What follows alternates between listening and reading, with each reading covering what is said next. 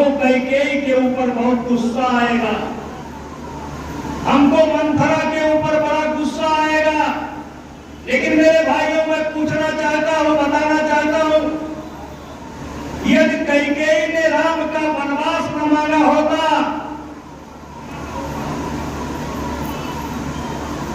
तो केवट से भेंट कैसे होती? केवट से भेंट कैसे होती? ऋषि भारद्वाज से भेंट कैसे होती?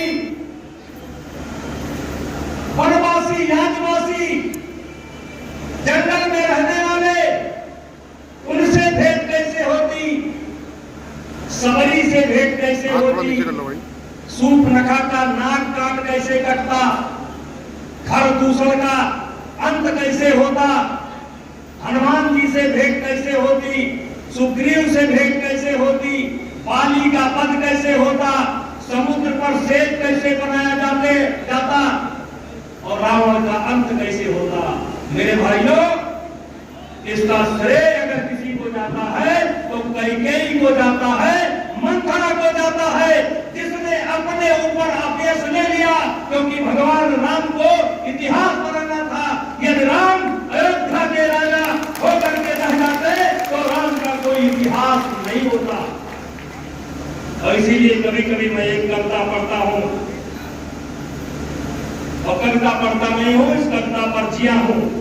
सच है कि मत जब आती है, कायर को ही दहलाती है, सूरमा नहीं विचलित होते, पल एक नहीं धीरज खोते, संकट का चरण न कहते हैं, जो आ पड़ता सब सहते हैं।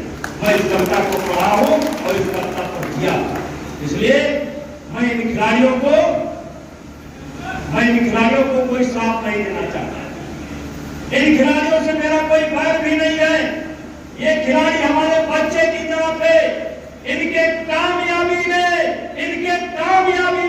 आपके इस भाई का खून और पसीना लगा हुआ है, इनके कामयाबी में। और इसीलिए 10 दिन पहले तक ये लोग मुझे कुश्ती का भगवान कहते थे। 10 दिन पहले तक ये मुझे कुश्ती का भगवान कहते थे, क्योंकि इनके कामयाबी में आपके भाई का खून पसीना लगा हुआ है।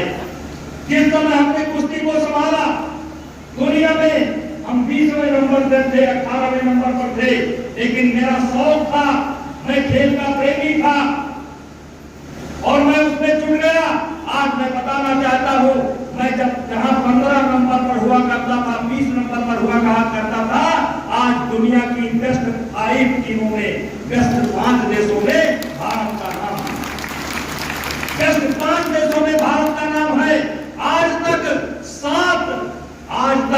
7 ओलंपिक के मेडल केवल आए हैं, जिसमें से 5 ओलंपिक मेडल मेरे कार्यकाल के हैं, मेरे कार्यकाल के। लेकिन चलिए, मैं कुश्ती में घुस गया था। ऐसा घुसा था कि सांस भी लेता था तो कुश्ती, सोता था तो कुश्ती, जगता था तो कुश्ती। लेकिन मुझको लगता है कि अब मुझे कोई और बड़ा काम करना है, कोई मुझे बड़ा काम करना है। मुझे नहीं करना है, भगवान मेरे द्वारा कोई बड़ा काम लेना चाहता है। और इसीलिए अयोध्या के संतों ने 5 तारीख को विचार विमर्श के लिए, चिंतन के लिए एक सभा का आयोजन किया है। संतों ने आह्वान किया है। और मैं आपसे कहना चाहता हूं, किसी ने कहा है कि नहीं, पाप का भागी होता केवल जात, पाप करने वाला ही पाप का भागीदार नहीं होता। नहीं, पाप का भागी होता केवल जात, केवल पाप करने वाला ही पाप का भागीदार नहीं होता। जो तटस्थ है, मौन है, समय लिखेगा उनका भी अपराध। नहीं, पाप का भागी होता केवल जात। सक्षम होते हुए अपने सामने हो रहे पाप को जो रोकने की कोशिश नहीं करता है, वो भी पाप का भागीदार होता है, वो भी पाप का भागीदार होता है। और इसीलिए कहना चाहता हूं कि नहीं, पाप का होता भागी बाकी होता केवल जात, और जो तटस्थ है, मौन है, समय लिखेगा उनका भी अपराध। और मेरे नौजवान बच्चों, मेरी उम्र 65 साल की है, मेरी उम्र 65 साल की है। हमें आजाद भारत में जन्म लेने का मौका मिला।